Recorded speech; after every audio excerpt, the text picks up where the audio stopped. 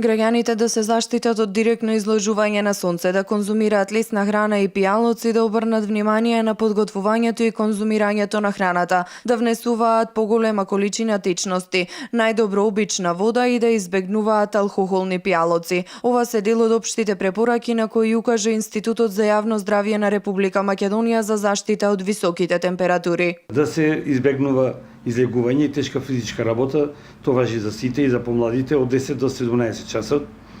Потоа да се носи лесна и светла облека, да се носат капи и темни наочари, да не се конзумира тешка и мрсна храна, да се конзумираат многу течности и хронично болните и старите особи да се земат пропишаната терапија.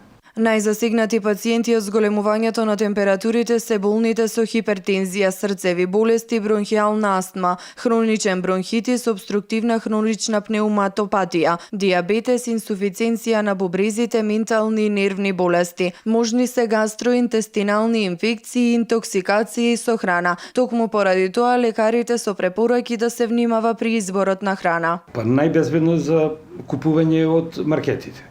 Се знае храната да биде свежа, да е од фрижидер, а зеленчукот и овошето задолжително да се исперува млас вода пред конзумирање. Од Управата за хидрометеоролошки работи најавија дека продолжува периодот на многу топло време со надпросечни максимални температури. Уште потопло се очекува да биде од четврток, кога поради изразено југозападно воздушно струење и прилив на многу топла и сува воздушна маса долж по Вардарието и во Пелагонија. Температурата ќе достигне до 40 степени, а не е исклучено во петок и сабота на места да биде надминати 40 степен.